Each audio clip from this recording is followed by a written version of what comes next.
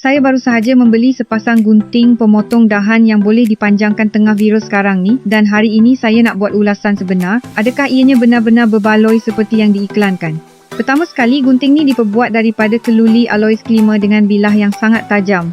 Saya cuba potong dahan hampir 3 ni pun tak perlu guna banyak tenaga. Potongannya sangat lancar dan langsung tak tersekat seperti gunting lama saya.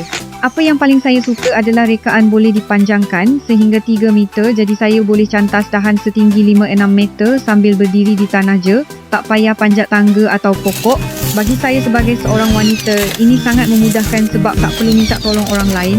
Penggunaannya sangat senang, hanya laraskan panjang pemegang ikut keperluan dan tekan pemegang untuk potong. Pemegangnya juga dilapisi bahan anti gelincir sangat selesa dan stabil semasa digunakan. Jujur cakap, ini salah satu alat berkebun paling berbaloi yang pernah saya beli. Dulu nak cantas pokok kena ambil masa berjam-jam. Sekarang cuma perlu beberapa minit je. Sekarang produk ni tengah diskaun 70% untuk 99 pelanggan terawal sahaja. Lepas tu harga akan kembali asal. Siap dengan penghantaran percuma ke seluruh Malaysia termasuk Sabah Sarawak. Kalau anda tengah cari alat untuk cantas pokok yang selamat dan mudah digunakan, cepat-cepatlah beli sekarang sebelum kehabisan promosi. Tekan butang beli sekarang bawah video untuk buat pesanan, jangan lepaskan peluang ni.